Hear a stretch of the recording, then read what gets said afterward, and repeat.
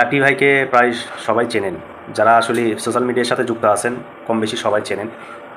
তো কাপি ভাই যে বই মেলা মেলা হচ্ছে ঢাকায়, তো সেখানে একটা স্টলে সে তার লেখা, নিজের লেখা বই প্রকাশিত হয়েছে। ভালো কথা। তো আগের একটু ঘটনা বলি। কাপি ভাই তো আগে কুকুর নিয়ে ভিডিও করছে, সেই ভিডিওগুলো ভাইরাল হয়েছে। সেটা যারা সোশ্যাল মিডিয়ায় নিয়মিত থাকেন তারা কিন্তু জানেন বা দেখেছেন।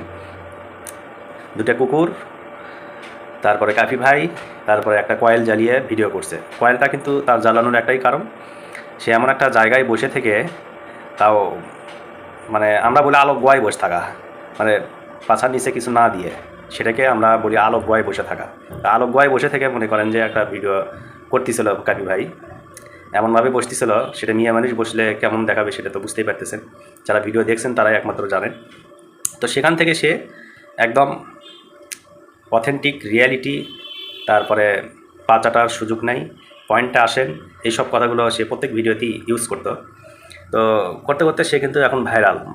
এখন কিন্তু তার ভিডিও মিলিয়ন মিলিয়ন ভিউ হয়, বলতে গেলে এখন সেলিব্রিটি।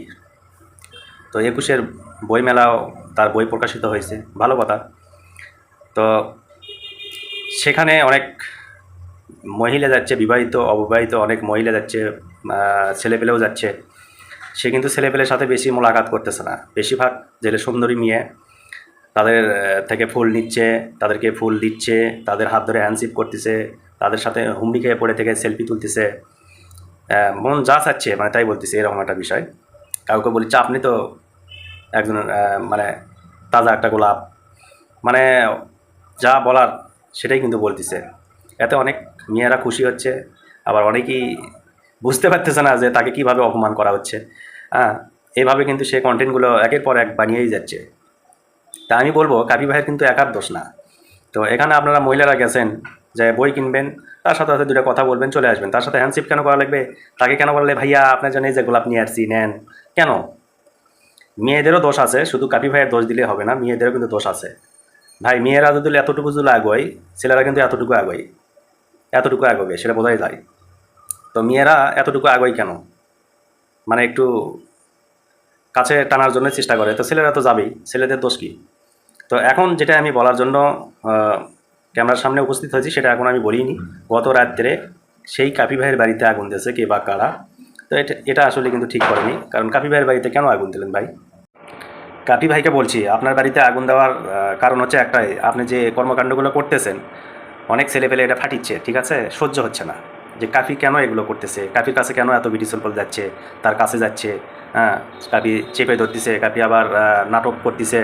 হ্যাঁ, তা আমরা কেন পারতেছি না? বাংলাদেশের কিন্তু একটাই, এটা কিন্তু আগে থেকেই আছে, কেউ যদি ওপর দিকে উঠতে চায় তাকে টেনে হেঁচড়ে কেমনে নিচে নামাবে সেই চিন্তা কিন্তু সবারই থাকে।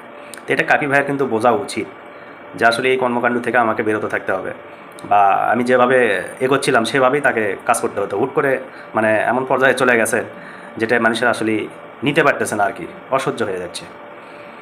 তো কাপি ভাইকে নিয়ে সারা বাংলাদেশব্যাপী কিন্তু টোল হচ্ছে, ভিডিও হচ্ছে। এত করে কাপি ভাইয়ের কিন্তু একটা মানে আমি বলবো পরিচিতি আরও বেশি হচ্ছে, মানে বিনা টাকায় আপনার বিজ্ঞাপন হচ্ছে। এই যে আমি কথা বলতেছি আপনাকে নিয়ে, কি দরকার ছিল? তারপরেও বলিচ্ছি। তো আমি আমার দৃষ্টিকোণ থেকে আমি শুধু কাপি ভাইকেই দোষ দেবো না, আমি ওই সকল মহিলা এবং মেয়েদেরকেও বলবো যে তোমরা আসলে লেলোস আছো। তোমরা একটা মানুষ সামনের দিকে এগোচ্ছে, তাকে কেন তোমরা এরকম মানে বই কিনতে যেয়ে বিরক্ত করতেছো? তোমাদের কি পরিবার পরিজন নেই? একজন মানুষ দেখা হয়েছে বিদায় তার সাথে হ্যান্ডশিপ করা লাগবে, তার গলা ধরে ছবি তোলা লাগবে?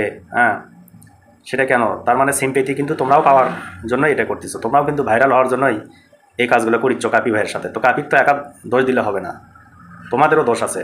তো যারা কাপিকে নিয়ে ভিডিও তৈরি করেছ, আমি বলবো শুধু কাপির একার দোষ না, ওই মহিলাদেরও দোষ আছে, মেয়েদেরও দোষ আছে। এরাও ভাইরাল হওয়ার জন্য ওখানে যে এগুলো করতেছে, এমনিতেই করতেছে না।